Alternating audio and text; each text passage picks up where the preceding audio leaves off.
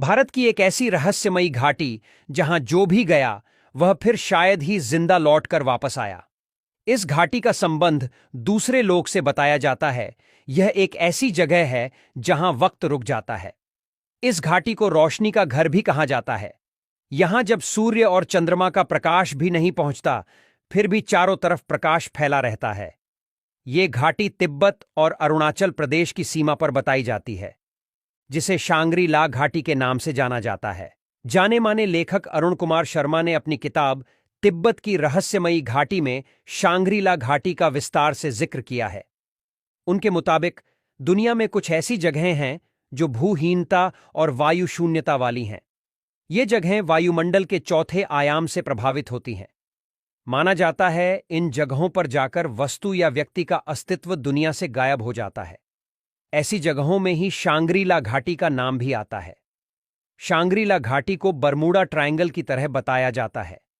Bermuda triangle ऐसी जगह है जहां से गुजरने वाले पानी के जहाज और हवाई जहाज गायब हो जाते हैं। वह स्थान भी भूहीनता के क्षेत्र में आता है। कहा जाता है कि चीन की सेना ने कई बार इस जगह को तलाशने की भी कोशिश की, लेकिन उसको कुछ नहीं मिला। तिब्बती विद्वान युत्सुंग के अनुसार इस घाटी का संबंध अंतरिक्ष के किसी लोक से है।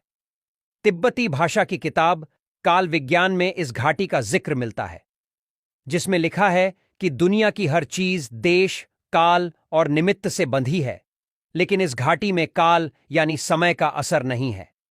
वहां प्राण, मन के विचार की शक्ति, शारीरिक क्षमता और मानसिक चेतना बहुत ज्यादा बढ़ जाती है।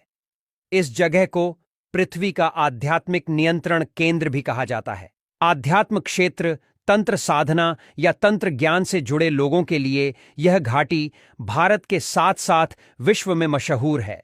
युत्सुंग खुद के वहां जाने का दावा करते हैं।